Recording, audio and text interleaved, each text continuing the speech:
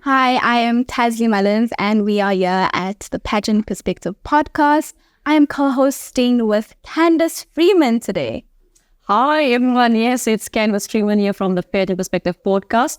And today we are joined by the beautiful Charmain Swart. Charmain, welcome on the Thank you so much. How are you today? I'm very good, thank you. And it seems like it's almost spring because I'm here with a short sleeve and you have long sleeves, but I'm just a cold person. I'm like one moment, just one moment.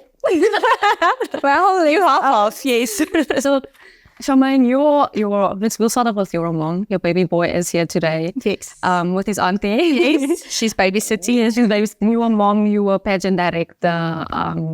You have your own model academy and you've been in pageantry for so long. Yes. Can you maybe tell us more about yourself and how you came about in pageant? Okay, hello everyone. I am Charmain Swart. I am the host and director of Face of Pageants. I'm also a director of C&C Model Academy along with my sister. And we also do have a C&C food drive. And I started modeling at a very, very small, young age. Okay. I think I was 10 years old and I was following into my sister's footsteps. And then I left the modeling industry for a while. And I was more focused on my athletics when I was in high school. Oh, nice. And then after school, I just found my way back. And now we are here. Awesome stuff. We're glad that you're here. Thank you. So can you tell me, because you've taken part in various pageants, right? Yes. Which one would be your most memorable one? I think my most memorable pageant would be Talent Africa. So I don't know if you heard about Talent Africa before. Please tell us about it. So it is a national pageant and you can also go internationally if you get a gold medal. So it's more than one item. You can do 10 and more items to compete. As long as you get a gold medal, you qualify to go overseas. Okay. And I actually did qualify, but for some reason, I still don't get an American visa. Oh, no. So I tried more than 4 times to get a visa, but unfortunately, South Africa, they just want me here. They just want No, we love you. They want to keep me here. They don't want me to go overseas. So you won that pageant? Yes, I did one in 2018. I was Face of Talent Africa and then the Talent Africa Senior winner. And can you tell us, you told us it's in your tattoo as well. Yeah, it is on my tattoo. So I have a bracelet tattoo. Yeah. And it's actually a memory bracelet. So my first one was actually the heart-shaped tattoo. That's a friendship one. Talent Africa is my crown since that was Our audience as well. So that was my biggest win for me. And then it was my first time traveling overseas. I went to Thailand for holiday. And this is where I got engaged in Thailand. And then in Thailand, I got engaged on the PP Islands. And then I have a star shape because I just love the ocean. That's beautiful. Yeah. That's amazing, Charmain. Can you tell me some of the pageants, because you are a director as well, you direct a few pageants, you mentioned that there's 4 of them. Can you maybe just mention those pageants? Yes? So we have Face of Starlight, that's usually in the beginning of the year. Face of Winter, that was this year our biggest pageant. We reached the target of 127 entries. Then our next one will be Face of Spring Beauty, which is on the 14th of September, and National Face of Pageants on the 19th of October. So because you started pageantry in primary school and then you left and you came back, what is the vision now that fuels you in pageantry? What keeps you going with pageantry? I think what keeps me going is my own pageants. I don't compete a lot anymore. If I do, it's usually just for support or maybe I'm just missing the stage at that moment, quickly just catch up and then I'm back to just hosting my pageants or giving classes. So yeah, I think, and also my students keeps me going. You know, when they win or they don't win, it's just what you put into them. And if you can make a difference in someone's life, that's what I usually just hold on to. Okay, so can you tell us about your school, C&C Model? So we are C&C Model Academy. So the C&C is actually for Chantal and Charmaine. Oh, So for our 2 sisters. Yes, for it's our 2 sisters. So we are C&C. We've been up and running since 2018. When I won my big title, I also opened my modeling school. And we've been teaching more pageantry classes, public speaking, learning them to do grooming and all of that. Yes. Okay, so can you tell us what makes your school different from any other pageant I school? think what makes us different is the the unity we have. And we are a family. We're not only just a modeling school. We are deeper than just, she's a student. There's more about just being a student. You need to know your students, the background about them, a little bit more history and all of that. Yes. So you're speaking about your students. Can you tell us any success stories that they've had in pageantry? We actually do have, if I'm not mistaken, 3 international titles. Okay. I know Matabo Matla, I don't know if you know her. She went overseas and won international Miss. She's also going overseas now in Jan to compete in IJM. Okay. And then we have Lungile Siapi. She was also one of my coaches in Alberton. She went over for Miss South Africa, or is it International Miss SA? Yes, International Miss SA. She recently went over and she came second runner-up in the top 3. And then Sasha Lee Daniel went overseas now and she placed top 7. That's really big achievement. And now we are currently working on Matabo and she's leaving in January. Yes. Oh, wow. Congratulations. Thank you so much. Can you tell me about any challenges you faced running your pageantry school? I think all schools have challenges, and it's hard hours or long hours to put in. And the most important thing is to click with your students. If you don't click, then obviously you won't be able to go deeper than just the pageant training. I feel like if you compete overseas, you need to go a little bit more deeper than just doing pageant ramps. There's interviews, there's grooming, there's dress sense and styles, and your makeup and hair, and everything needs to be on top. Yes. Would you say that there's a shell that you need to break with the students sometimes?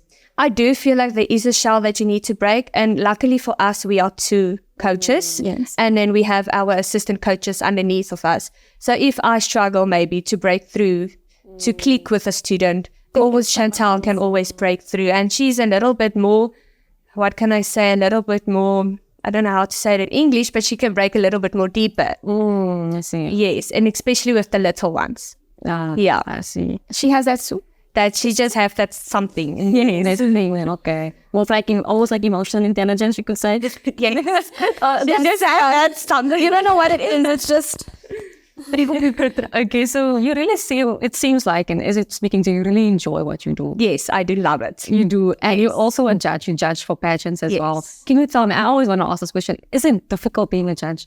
It is difficult being a judge. I feel like it's difficult.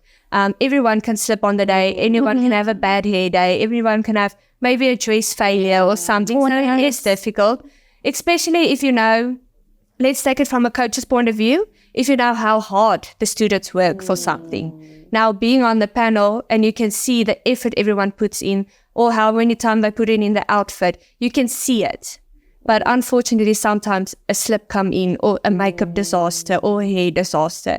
And unfortunately, as a judge, you need to deduct points. But as a other human being, you're like very sad inside, and you're like, I know you've worked so hard for it. But unfortunately, as a judge, then you need to be a judge. I think what you said, it relates so much with the Miss SA pageant that happened last night, you know. So like what you're saying somehow relates to, you know, with the Miss SA pageant last night. We had a very good contestant, amazing contestant. Was Unalena. And, you know, with just the slip up of the question. Yeah, because it was such a strong top 3 and she was such a strong contestant. But just that one slip up can be a make or break. Yeah, that's true. Yes. But overall, as a judge and as a director, what do you think makes a queen in any pageant? I think being yourself, being your true self makes you a true queen. And not being like the fake image. Being your true self makes you a great queen. So I would like to ask one question. Yes. What is your advice for somebody who may have slipped up in a pageant and on stage? What advice would you give them to come back from it? On the stage or even after being on stage? Okay, so if you make a slip up on stage, I usually tell my models, remember, no one is perfect and everyone can make a mistake. So if you do have a slip up on stage, just come back from it, you know, be even better than what you was. Yes. Come back from it, show them what you're made of, do maybe an extra turn just to show them, you know what, it was just a slip and this is me. So if you make a slip, just come back from it and stand up. That's what I would say. Right. I actually did have a student, we had an in-house model of the year, and she was so doing her ramp so amazing. Everything was perfect, looking at the judges, and then somehow she twisted her ankle. Sure. And she actually almost fell down to the ground. And I was standing next to the stage because I was holding the mic. And then I was just like, please just go on. Just go on. Remember what I told you in class. If you slip, you just go on. Yeah. And she go on, and she won a category. Wow. I think as a judge also, we are all human. So if there is a mistake, you can see them coming back, trying to make it right. And that also counts a lot. It counts a lot. Yes. It does. Seeing the rise up. Yes. That's beautiful. And then is a director. Charmaine, do you enjoy being a director as well? I do enjoy being a director. It got its perks and also the negative side, but I enjoy I it. think it's so hectic being a director. Even on the day, like the planning before. Yeah. And then the day of the pageant, it's hectic. It is very hectic. I think some people think a pageant just pops up and it's pageant now, let's just go. And there's so much behind going on, hosting a pageant, arranging all the arrangements and making sure everything is done on time and being there on the day. And then also all the contestants that are entering, you need to deal with them and the photos, because we always have a photogenic section as well. So if you enter the pageant, you enter the photogenic automatically. So it's more than just, okay, it's pageant day, let's go walk the ramp and that's done. There's so much more going on. What's your thought process throughout the directing a pageant? Like, how do you keep yourself and the team in check? So we are 3 at least in the team, and we all family, Chantal, my mom, and then myself. And then we all do have our little workstations, if I can say it like that. So, and I've been hosting pageants since 2018. So now it's like okay, I know exactly what to do. Yeah. But when I started, my first pageant was Face of Spring Beauty, and it was hosted in Meyerton, and it was actually also very big. But it was my first time hosting, and I'm like, okay, I need a checklist. I need to do this, that, and that. But now that I'm a little bit more into it, it's just like it's flowy. So 3 months before, I will put my judges aside. And then, because I'm very choosy, who's on my judging panel. And then we start with the sashes. So in the sashes, you can put away and they're done. I usually import my crowns. So you do that also beforehand. Import your crowns, put them aside. And then comes the admin work. Need to make sure your entries that are entered are in the right category. The payments, the modeling schools, and all of that. But I feel like the more you host, the more it just... So with time you get... Yeah, it's like a daily routine. You just go into it. Yes. That's good. So what is your favorite hat to wear? You're a mother, you're a owner of a pageant academy, and you are a director, and you've been in pageant before. So tell me, what is your favorite hat to wear? Well, obviously being a mom. I love being a mom.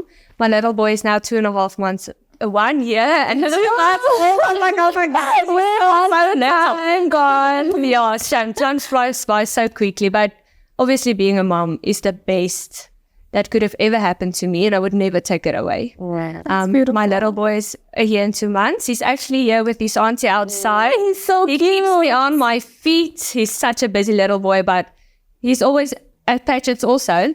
So he's getting used to He's a little supporter. He's like a little social butterfly like his dad. His dad is very social. So yeah, I think my favorite hat is a mommy, being a mommy.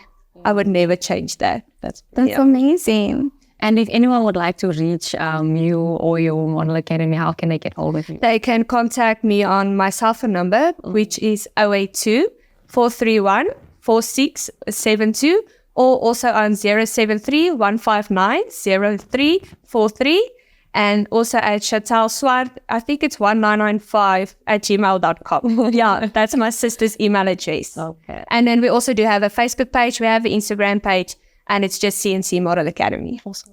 Thank you so much, Charmaine. We have come to the end of our interview. It was so lovely having you and my co-host. Thank you, guys. Bye. Until next time.